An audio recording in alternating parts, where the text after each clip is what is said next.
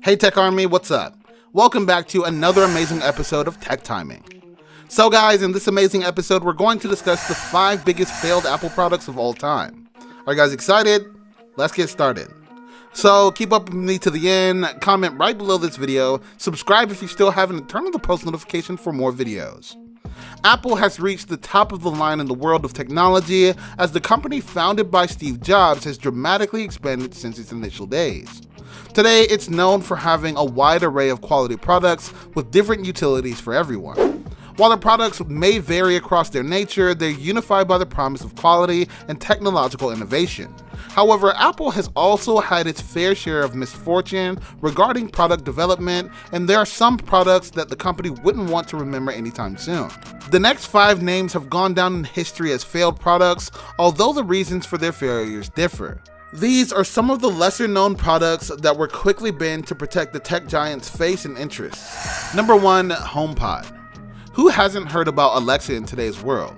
The smart speaker is considered quite revolutionary today, and Amazon regularly improves it even further. The HomePod might not be as capable as the Echo devices from Amazon, but it had a lot of potential.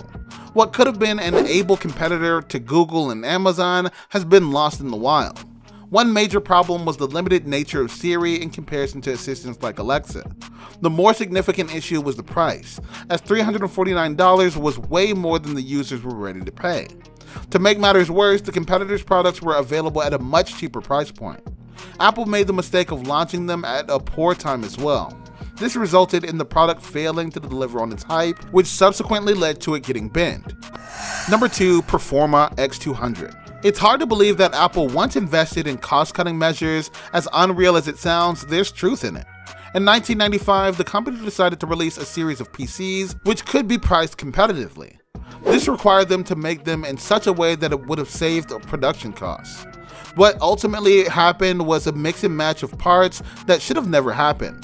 While the price of Performa X200 wasn't obscene, they had an abysmal performance.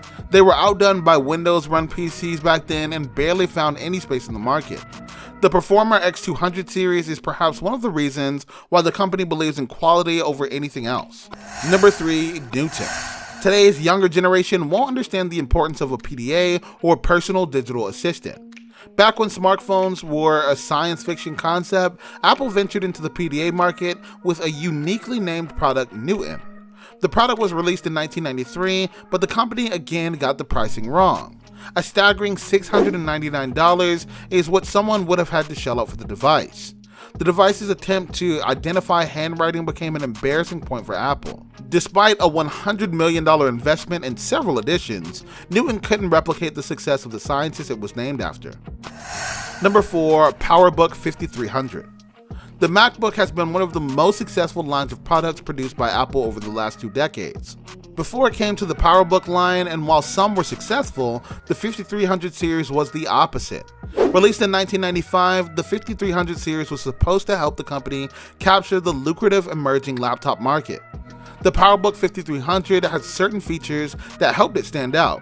Its compactfulness and PowerPC processors were its strengths, but the fundamental build didn't help. The cheap plastic casing would come off very quickly, and all it would do was display the device's wires and other internal materials. It barely sold itself, and production was halted within a year after a major debacle. Number 5, Pippin. It's widely considered that Apple's usual tendencies towards gaming are somewhat limited despite fabulous additions like Arcade System on mobile devices. The company once thought that their hardware could help them build their own consoles. They partnered with Bandai Namco to produce the Pippin, which started selling in Japan from 1996 onwards. The idea was to rival Sony and its emerging PlayStation console, but that wasn't meant to be the case. While the hardware used in the system was reliable, it fell well short of what the competitors had to offer. The $599 price point wasn't exactly cheap either, which made things worse for Pippin. Sales were disappointing at a time when the PlayStation pushed Sony to the top. The console was discontinued a year later and will remain a major debacle in the company's history. So guys, that's all for today's video. Share as much as you can as it really motivates us to create more content for you guys. With that, we end our video. Hope you liked the video.